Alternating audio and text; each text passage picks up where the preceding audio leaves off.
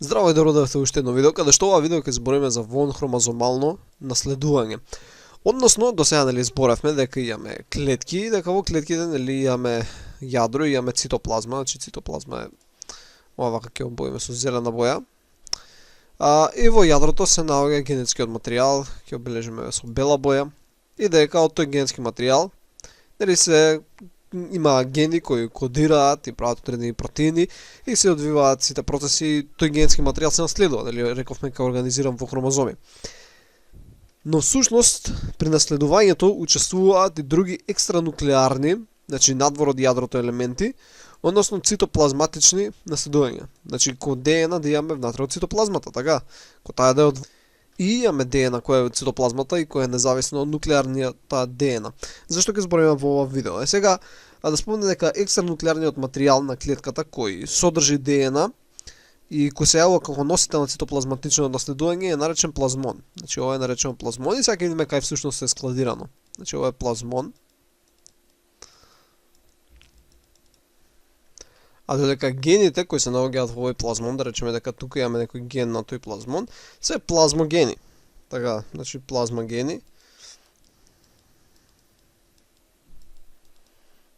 Плазмагени. И многу лесно се запамти. Значи плазмон бидејќи се наоѓа во цитоплазма и плазмогени дека се наоѓаат во плазмон. Сега овие плазмони всушност може да се наоѓаат во многу структури и ние ќе збориме само за некои, ќе збориме за две структури во ова видео. Или пак за три ќе видиме. Значи може да се наоѓаат во митохондрии, ќе бележиме само со М, зашто понатаму ќе ги објасниме. Може да се наоѓаат во пластиди, може да се наоѓаат во плазмиди, значи пластиди, во епизоми, интрацелуларни паразити, симбионти и така натаму. Сега овие цитоплазматични структури немаат некое си Менделово наследување, како што е наследувањето на геномот кој е во нуклеарните гени. И ќе видиме зошто е тоа така. Значи сега првично ќе започнеме со митохондријални. Сега како што знаете, не знам дали знаете, но клетките еукариотските првично немале митохондрии, односно имале клетка која што имала генетски материјал, меѓу митохондриите всушност живеат во нашите клетки по пат на ендосимбиоза навлегле, меѓу тие всушност биле бактерии кои си живееле самостојно, но кога влегле внатре во еукариотската клетка, едноставно ендосимбиотскиот однос бил поповолен, затоа останале. Сега како што зборевме во видеото за генофори кај прокариоти, односно кај бактерии и вируси, спомнавме дека они си имаат генетски материјал, која всушност е една циркуларна ДНК, значи ова кога го извадиме дека надвор, тоа би била една циркуларна ДНК, која е двоверижна, значи има две вериги. И обично, ако ја гледаме во структурата, таа е иста како и нуклеарната ДНК, едноставно нема хистони, значи не е врзана со хистони, дека ако би направила хистони, не би имало, затоа ја нарекуваме гола, така, значи затоа е гола ДНК, веќе нема хистони, а не е приврзана. Или пак некои други протеини. Сега кај митохондриската всушност има повеќе Г и С, Г и С парови наместо А и Т. Значи има повеќе Г и С наместо АТ, за разлика од нашата нуклеарна ДНК. Исто така, митохондријалната ДНК се само реплицира, значи таа е независна од нуклеарната ДНК. И затоа митохондриите во една клетка, да речеме дека ова е една клетка, така и ајде ќе го направиме јадрото, значи имаме една клетка. Митохондриите може да се реплицираат независно од самата клетка, значи они може, например, сега имаме 3 и од тешка се направат 6, независно дали нашата клетка ќе се реплицира или не. И сега во некој од овие може би настанала мутација, и сега да речеме дека оваа е мутирана, ќе ја бележиме со кафе јаво, и дека оваа е мутирана. Еве 3 ќе ги направиме да беа мутирани. Сега кога ќе се подели оваа клетка, да речеме оваа ќе се подели на две клетки, всушност нема рамномерно распределување на митохондриите, бидејќи едноставно тие не се поделени со помош на микротубули, и да речеме во едната клетка, да речеме ќе направиме две клетки, во едната клетка можеме да имаме 4 митохондрии, додека во другата ќе имаме 2 митохондрии. Сега исто така, во оваа, кај што имаме две, може да двете се од тие мутираните. и ги добиваме две клетки кои имаат сосема различна функционалност. И тоа можеме да го видиме на оваа втека слика, да земам црна боја. Овдека имаме митохондрија која е без мутација, и имаме црвена која е митохондрија со мутација. И како што може да видиме во неколку последователни делби, со тек на време може да се сегрегираат на таков начин што во едни клетки ќе има митохондрии кои ќе бидат различни, ни со мутации, ни без мутации, или пак може да има митохондрии каде што ќе бидат сите од ист вид. Сега кога има ист вид на митохондрии, односно сите митохондрии имаат иста ДНК, се нарекуваат хомоплазмични клетки. А ако клетките имаат митохондрии кои имаат различна ДНК, тоа што се нарекуваат хетероплазмични клетки. Значи хетеро секогаш е за разноликост, а хомо е секогаш за исто. Други интересни работи кои можеле да ги спомнеме за митохондријалната ДНК е всушност колку се разликува таа од еден организам до друг. Значи, би си помислиле дека бидејќи митохондриската ДНК е засебна од нуклеарната, дека можеби во сите организми е иста, но всушност во секој организам имаме различна митохондријална ДНК, иако исти се митохондриите. Нели митохондриите знаеме дека се потребни, дека ако се навратиме, дека се потребни за да прават АТП, оксидативна фосфорилација, која е потребна за клетката, така? Додека клетката и дава храна и дава удобна средина и затоа се во тој ендосимбиотски однос. Сега кај сите организми митохондриите действуваат на тој начин, но имаат сосема различна ДНК. Сега ќе се вратиме на оваа слика. Значи да речеме дека ова е првава црвена, е човековата митохондријална ДНК, и таа всушност не содржи екзони. Односно, што значи тоа? Тоа значи дека целиот регион од ДНК-та е кодирачки. Значи тука имаме еден ген, тука после имаме друг ген, ќе бележиме со портокалова, па пак сега со сина ќе бележиме трет ген, па четврти ген и така натаму и така натаму. Значи целата ДНК всушност кодира, и ќе спомнеме зашто всушност кодира, но важно е да се запази дека иако има 16.569 базни пара, целата таа е всушност кодирачка и служи за нешто да се прави. Додека кај, например, бактерискиот, кај квасците, митохондриската ДНК кај квасците е, например, многу поголема, ќе направиме поголема, но иако има многу повеќе базни пара, всушност не сите кодираат. Например, тука имаме може да еден ген, па наредниот ген може да е овој тука регион, така? Значи имаме многу простор помеѓу гените, имаме многу екзони, имаме многу некодирачки региони. Односно, со тоа сакам да посочам дека не е важна големината за нејзината сложеност и колку е функционална, него нашата е помала поради тоа што е поекономична, повеќе искористува, подобро го искористува материјалот кој го содржи. Сега денес кај нас веќе се испитана е митохондриската ДНК уште 1981 и дешифрирано дека кај нас има 37 гени, од кои 2 се за, ева ќе ги земе со некоја друга боја, виолетова боја, 2 се за рибозомална РНА, за РНА, ќе земе со жолта боја, 22 се за ТРНА, значи 22 гени се за ТРНА, и 13 гени се припишуваат за месенџер РНА или исто така наречена информациона ДНК. Се за месенџер или пак информациона, зависи како е напишано од кој учебник, РНА. И овие всушност најчесто кодираат за некои протеини кои влегуваат во состав на респираторниот синџир, кој служи за оксидативна фосфорилација. Значи тоа би можеле некако да го сумираме на овој начин. Имаме една митохондрија и таа има двојна мембрана, но ќе направиме дека има двојна мембрана. Има едно место каде што всушност се реплицира ДНК со помош на ДНК полимераза. Значи ДНК се реплицира таа што си ја има внатре во клетката и од таа ДНК се прават транскрипти од Т рибозомална или пак месенџер РНА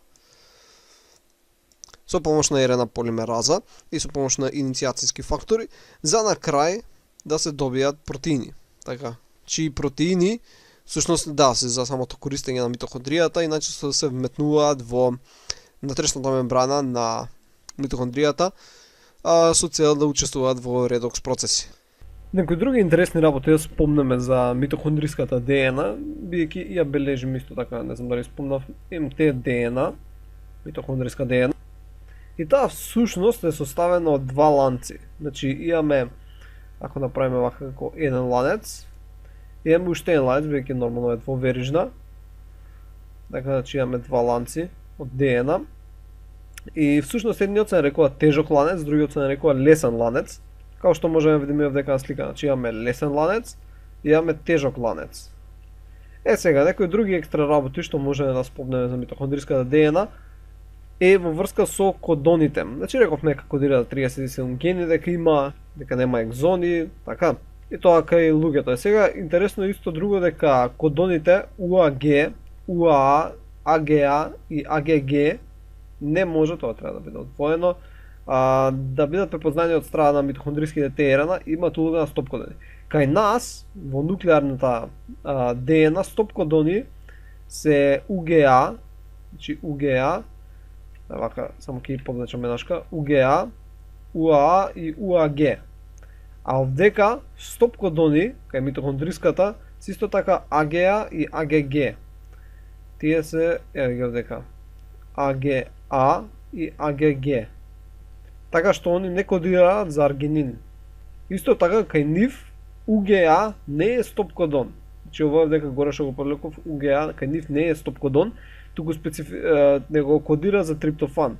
Значи исто како што кодира тој под него и он кодира за триптофан. Значи не е стоп кодон. А АУА е кодон за метионин, а не за изолеуцин. Значи АУА. Така, ева го тук. Значи не е за леуцин, као што е кај нас, него е за метионин заедно со УАГ, АУГ. И остатокот се исти, остатокот од кодоните. Сега бидејќи овој курс на генетика всушност не е објаснено што се кодони, што се антикодони, ова ќе биде објаснето понатаму кога ќе збориме за транскрипција, транслација и слично. Но ако сега нека стои овде како екстра информација. И друго исто се спомне дека всушност репликацијата на митохондриската ДНА започнува од оваа овдека зона наречена Д јамка, односно Д луп, и се движи во двете насоки всушност. Значи се движи во двете насоки и ќе видиме како всушност се одвива репликацијата понатаму во курсот на генетика. Али важното е да знаете дека започнува од овој Д луп, односно Д. Сега бидејќи ги спомнуваме во видео за вон хромозомално наследување, треба да спомнеме всушност како се наследуваат. Сега всушност тие се наследуваат од страна на мајката, значи не се наследуваат од страна на таткото, и ова е најчесто кај луѓето случајот. Зошто? Бидејќи кога имаме една женска јајцеклетка, значи имаме една јајцеклетка, таа содржи во себе и цитоплазма која ги содржи митохондриите. Сега да речеме кога тие се митохондрии од мајката, без разлика дали е хетероплазматична клетка или е хомоплазматична, или хетероплазматична беше ако има и мутирана, односно различни видови митохондрии, а хомоплазматична беше ако сите се исти митохондрии. Таа нели ќе се спои со сперматозоид, значи имаме сперматозоид. Сега сперматозоидот има јадро, но нема митохондрии, значи он во себе не содржи митохондрии. Има ретки случаи каде што може да има барем една митохондрија која залутала, но најчесто не содржи митохондрии. Така да кога ќе се добие зигот, имаме зигот, митохондриите кои ќе ги содржи, нели започнуваме од една клетка, па таа една клетка станува 2, па 4, па 8 и така натаму. Но митохондриите кои ќе ги содржи, од кои после од тие митохондрии ќе се направат сите други, се всушност само донесени од мајката. Така да сите заболувања кои се носат од страна на митохондриите се носени од мајката. И имам 59 денеска идентификувани, значи вака ќе направиме секоја друга боја, 59 заболувања кои се митохондријални, кои се носени од мајката. И сега не дека целата симптоматологија произлегува од митохондриите, но учествуваат во дел од тоа заболување, или барем се мисли дека е така. Значи ако тоа би го представиле со хередограм, тоа би изгледало вака. Значи коцките се машки, а топчињата се женски. Значи ако имаме еден машки родител кој е со женско кое ги пренесува митохондриите, значи во една генерација да речеме дека имаме ќе се добијат 3 деца каде што едното дете е женско, другото е женско и третото да речеме дека е машко. Сега тоа машко дете, ако е например со друго женско, ќе се добијат деца што ќе се добијат, всушност ќе ги носат митохондриите од женското, така да речеме ќе се добијат тука исто 3 деца. И овие 3 деца ќе носат митохондриите од женското. Така. Овдека во овие случаи, да речеме ова исто со некој машко, оваа нивна генерација што ќе се добијат овдека, да речеме ќе се добијат 2 деца, и двете деца ќе ги носат митохондриите од мајката. Значи митохондриите секогаш се пренесуваат од мајчината линија. Нормално, ова збориме сега кај човек, постојат случаи кај други организми каде што всушност се пренесуваат и од таткото, односно мешано. Добро, тоа се беше за митохондријалните гени. Сега наредно ќе збориме за пластидијални, односно пластидни гени. Значи, една сумација дека митохондриите всушност се бактерии кои живеат во нашите клетки и тие се размножуваат независно од клетката со попратна проста делба и имаат генетски материјал кој се наследува од преку мајката. Иако имаат ист вид на митохондрии во една клетка, таа е хомоплазматична клетка, додека ако има различен вид митохондрии во една клетка, таа е хетероплазматична клетка. И дека нашата митохондријална ДНА е многу помала во однос на други представници, например, кај ангиосперм не спомнав, но може да има до 2 милиони базни пара, а кај нас има 16.000. Дали како што рековме претходно дека познати се околу 59 заболувања кои дел од симптомите потекнуваат од митохондриското наследување, односно од митохондрискиот геном.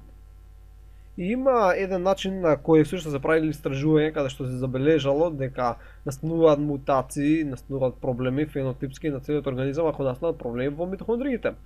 На кој начин? Значи земале колонии квасци, например имало една колонија и имало друга колонија на квасци. Значи овие колониите се изградени од голем број на квасци, така се многу тука клетки има. Само да не ги бележиме, некој бележиме само колку колонијата.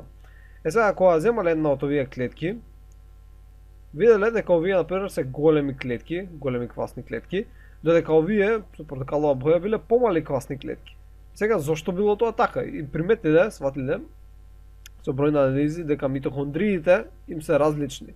Односно, дека овие кои се помалите квасци, всушност имаат дефектни митохондрии.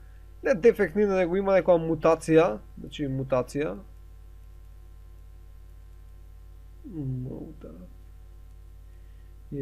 која всушност предизвикува да имаат нарушена оксидативна фосфорилација и со тоа се прави помалку енергија и поспори се процесите на растење, значи АТП е помало, додека овие другите си имаат нормални митохондрии, така си имаат нормални митохондрии, си имаат нормални нивоа на АТП и така да може да растат, да се развиваат. Сега овие кои биле со мутација, кои биле мали квасни клетки од Saccharomyces cerevisiae, ги нарекле петите клетки. Сега ако се вкрстат вакви петите клетки, значи ќе направиме како мала, се вкрсти со нормален див тип на квасец, се добивале всушност 3 различни видови на хибриди. Значи едниот од тие сегрегацијски петите, каде што мутацијата всушност не ни потекнувала секогаш од митохондриите, него била некоја си во јадрото. Неутрален петите, каде што се губи фенотипот кој ќе се вкрсти со диотип, бидејќи да речеме ќе се добие еден квасец, значи евака ќе направиме, ќе се добие квасец, ќе направиме со портокалова боја, кој ќе добие митохондрии, така ќе добие митохондрии кои ќе бидат нормалните, значи тие кои имаат нормална оксидативна фосфорилација и тие кои се да ги кажам пореметени, така ги направам со розева боја. Ама тие кои се со немутирани ќе може да надокнадат, така што ќе си има нормален фенотип. И последниот вид е супресивен петите, кој само ќе го спомнеме, нема ништо да го објаснуваме. Значи тие се трите главни типови на фенотипови кои ќе се добијат ако се вкрстат петите квасец со нормален див тип на квасец од видот Saccharomyces cerevisiae. Значи, освен тоа што имаме митохондрии, нормално имаме и пластидијални гени, односно хлоропластите, има и различни други пластиди, хромопласти, леукопласти, етиопласти. Но, иако во овој курс по генетика, значи, немногу ќе се држиме на животинскиот модел на клетка, а сепак ќе испомнеме и растителниот. Значи, растителната клетка, која нацртаме вака, че обично вака се црта ко клеточниот зид.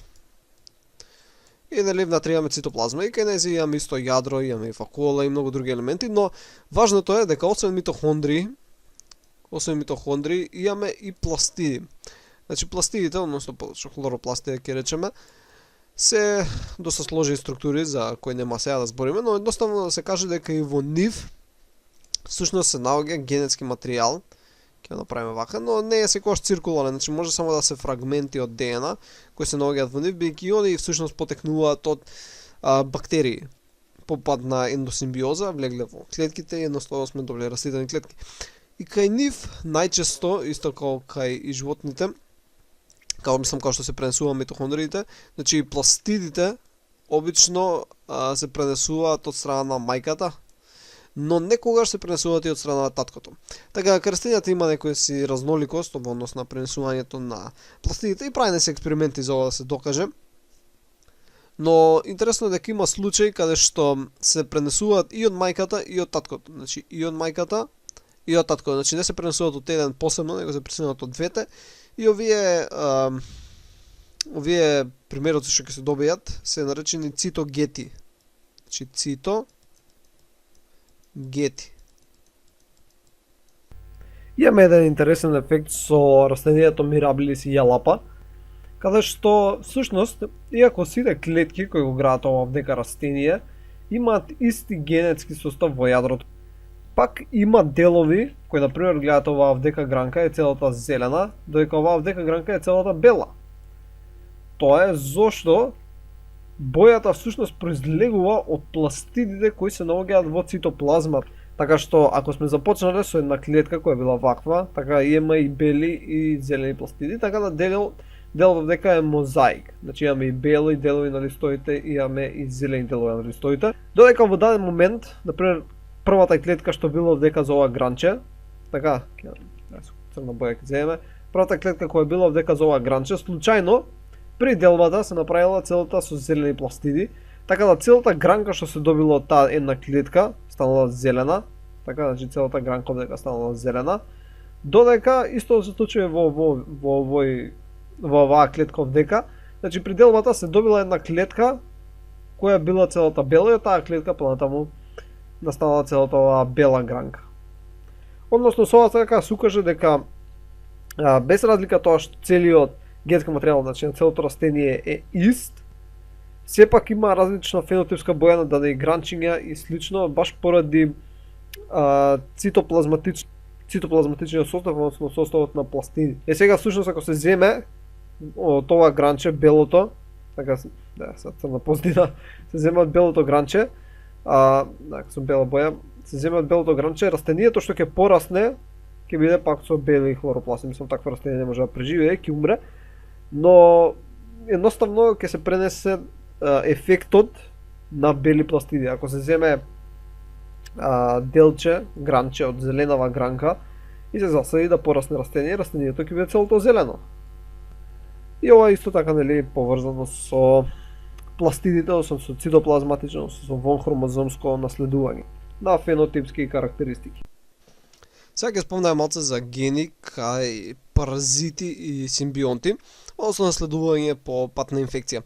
Сега како една брз вовед за што се вируси, например имаш некоја клетка и клетка си има свој генетски материјал, вирусот е партикула која е само не е само реплицирачка, се однесува жива само кога е во клетка и таа си носи свој ДНА материјал и кога ќе се прикачи го внесува тој ДНА материјал и тој ДНА материјал се прикачува или пак не се прикачува, има литички или лизоген циклус, ќе збориме за тоа понатаму, но може да се прикачи на оригиналниот ДНА материјал и со тоа така да остане таму долго време, или пак може да продуцира различни ензими и да продуцира повеќе протеини за да се изгради себе си и така натаму, но ние ќе разгледаме случајот каде што всушност останува внатре во генетскиот материјал на клетката домакин.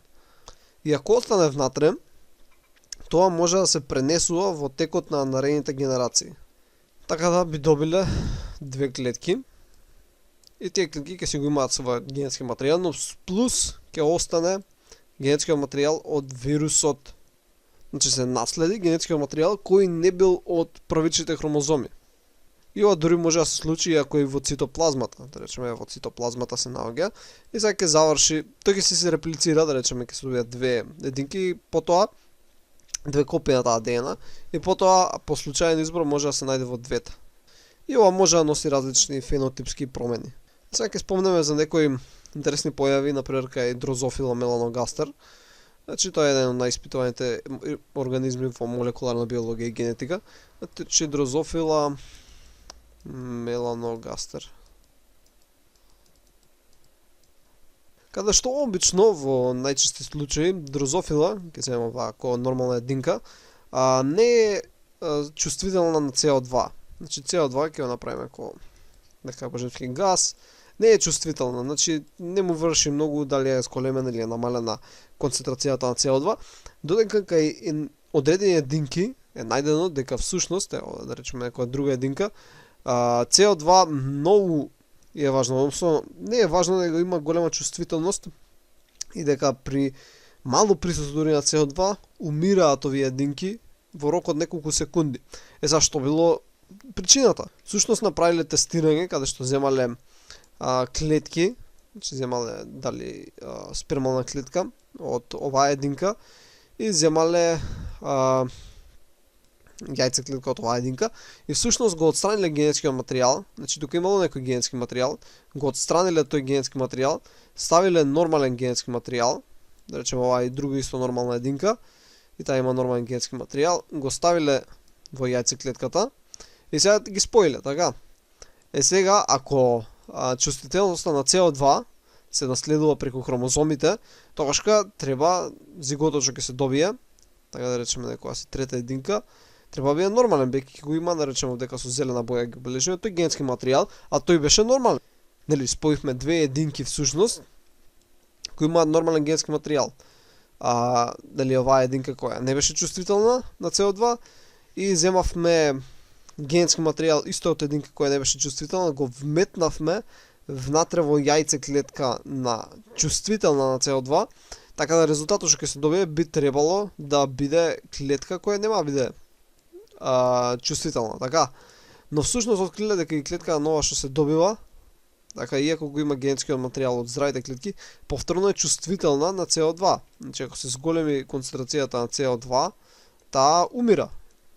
Тогашка сватиле дека наследноста всушност се пренесува преку нешто што се наоѓа во цитоплазмата на првична јајцеклетка, значи во цитоплазмата на првична јајцеклетка, и дека не е поврзано со генетскиот материјал. И со многобројни анализи сватиле дека всушност тоа е така наречен сигма фактор, значи дека ќе обележиме со виолетова боја и ќе го обележиме како сигма фактор.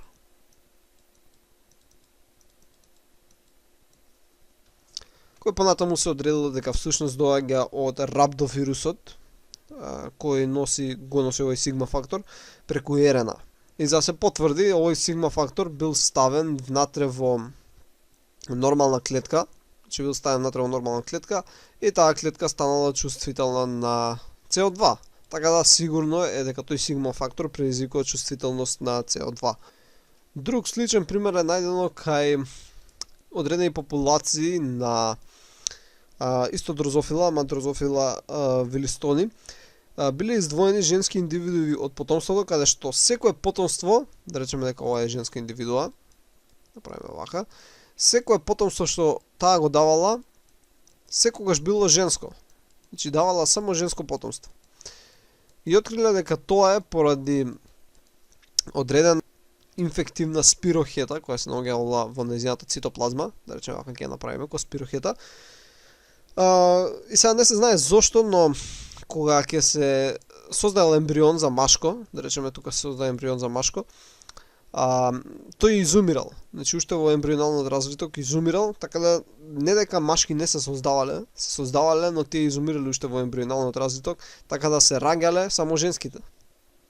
И ова откритие всушност се користи денеска во науката за кога сакаме да добиеме чисти популации од само женски единки од некоја си дадена единка, ќе внетнеме таа инфективна спирохета која се пренесува преку цитоплазмата и добиваме само женски популации и тоа се пренесува во потомство.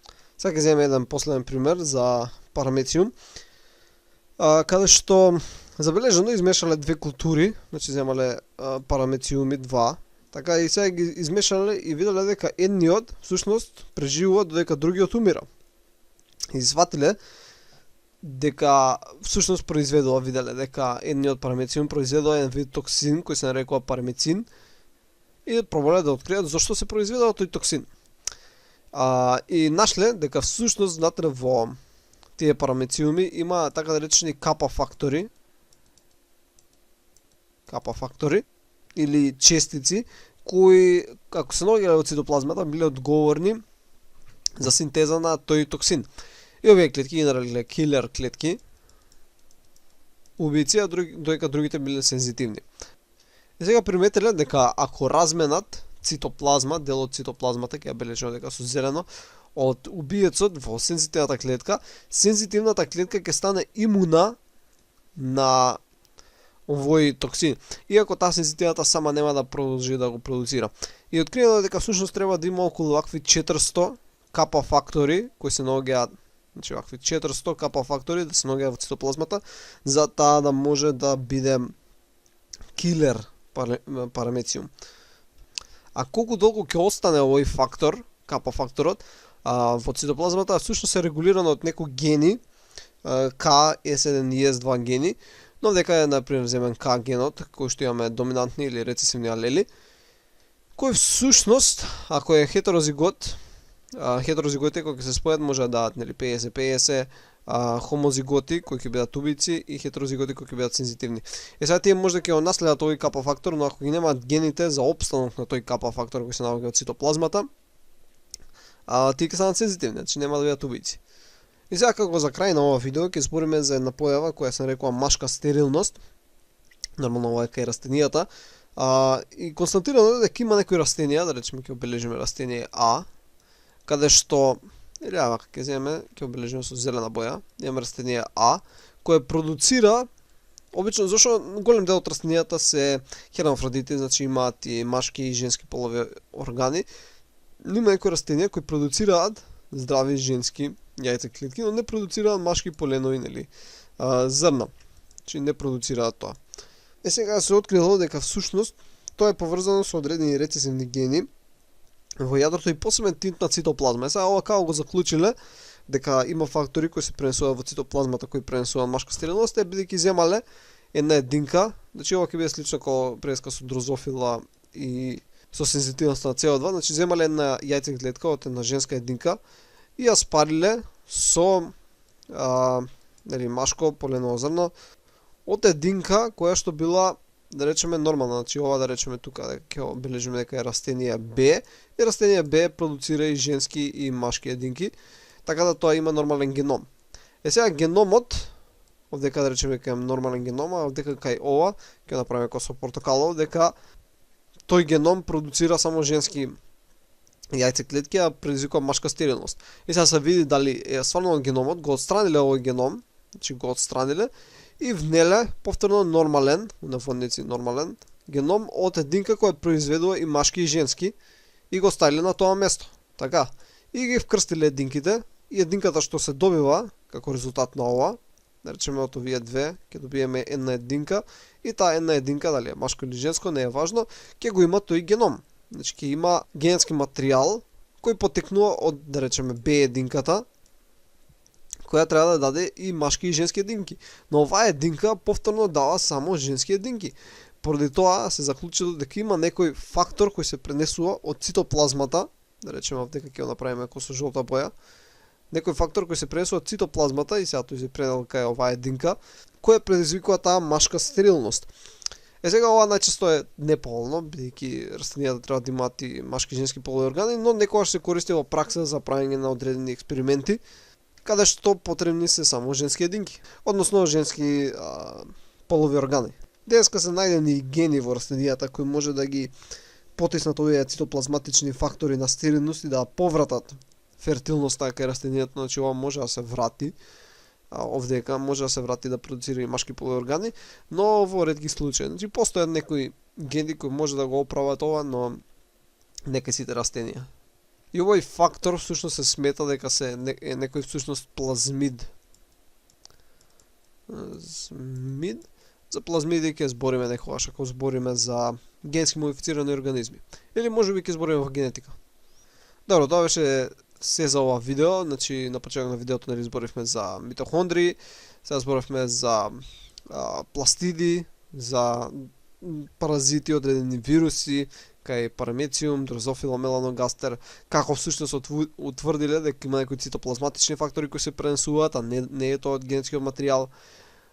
Исто и за машка стерилност, што е всушност слично како овој примеров овдека кој беше со дрозофила меланогастер, само што наместо е да за јаглеродна чувствителност е за непродуцирање на машки полови органи.